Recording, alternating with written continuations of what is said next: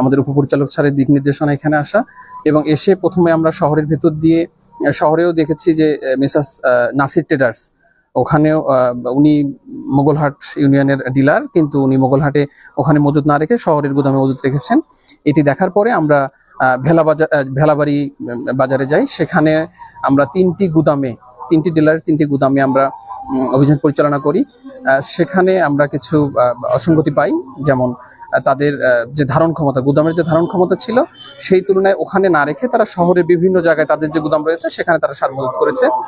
এবং এমনও দেখা গিয়েছে যে একজন ডিলার তিনি মানে বরাদ্দের অতিরিক্ত সার প্রয়োজন হয়, উনি মহেন্দ্রনগর বাফার গোডাউন থেকে উনি দালালের মাধ্যমে ক্রয় করেছেন। এবং কৃষি সম্প্রসারণের ডিডি স্যারের সাথে কথা বলে যতটুকু মনে হয়েছে যে এরকম ঘটনা হওয়ার কথা নয়। তবে উনি কিভাবে ক্রয় করেছেন সেটি পরবর্তীতে আমরা কাগজপত্রের মাধ্যমে জানতে পারবো। পাশাপাশি আমরা পরবর্তীতে আপনারা যে গুদামটা দেখছেন এখানে আসলাম।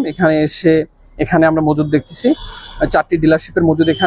এখানেও একই ধরনের কথা, যে সেটি হচ্ছে যে সংশ্লিষ্ট যে গুদাম, কৃষি সম্প্রসারণ অধিদপ্তরের যিনি কর্মকর্তারা আছেন ওনাদের ভাষ্য মতে সংশ্লিষ্ট যে গুদাম সেখানেই থাকার কথা, বাট সেটি না করে তারা হয়তো এখানে রেখেছেন।